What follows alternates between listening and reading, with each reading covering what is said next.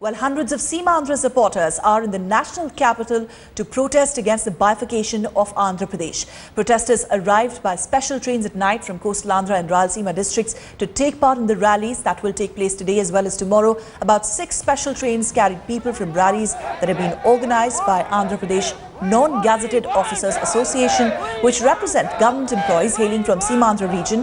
Many leaders from the Congress and the Telugu party are also expected to address rallies. YSR Congress is also holding a dharna today and its supporters are also reaching the capital. Even supporters of a separate state of Telangana are in Delhi to counter these protests.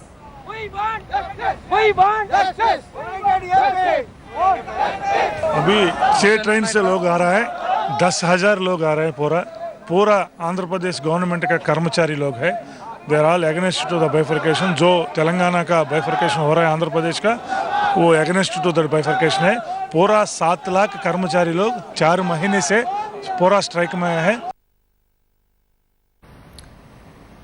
So as we see government gearing up to discuss the Telangana bill in parliament to push it through, protests that are likely to take place in the capital. Rishika Barua is joining us this morning from outside Andhra Bhavan, which has been the epicenter of many of these protests. Also joining me from Hyderabad is our editor for the South, T.S. Sudhir. Rishika, if I could come to you, the two protagonists of this entire saga, both pro and anti-Telangana activists today in the capital. Trains full of people coming in from Andhra Pradesh this morning to stage protests in Delhi.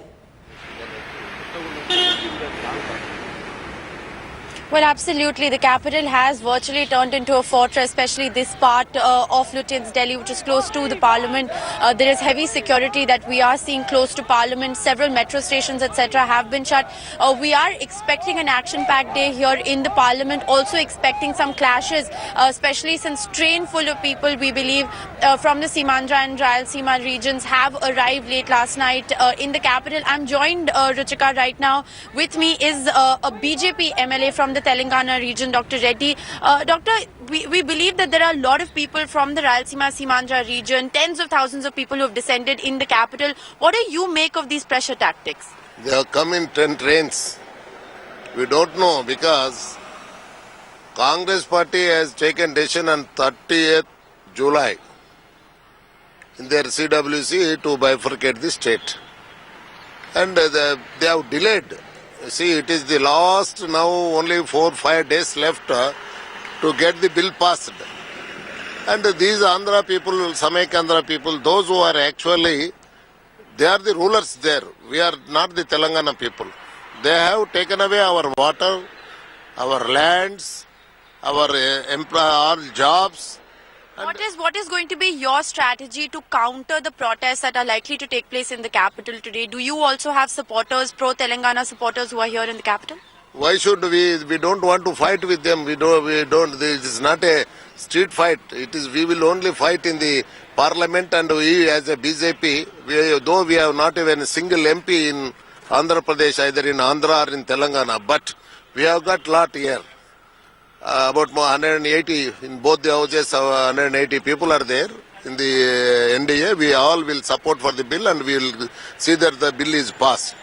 So there you have it, Ruchika. They believe that they do not want this fight to in fact take place on the streets of the capital, even though anti-Telangana, anti-bifurcation supporters have dissented in the capital. Right. There is a certain section that believes that this is a battle that should in fact be fought in parliament, especially the BJP who claims that they want a discussion on this bill. It's not a bill that should be passed in a hurry. So right. Clearly after the budget is passed today, action is again going to shift to parliament to see what the strategy of the Congress is going to be to push forth this legislation. Right. Let me bring in Sudhir now to try and understand the moves that are being made in Hyderabad, in Andhra Pradesh right now. Sudhir, we are of course seeing both pro and anti-Telangana activists here in the capital drumming up support for their cause. But just take us through the developments taking place in Andhra Pradesh.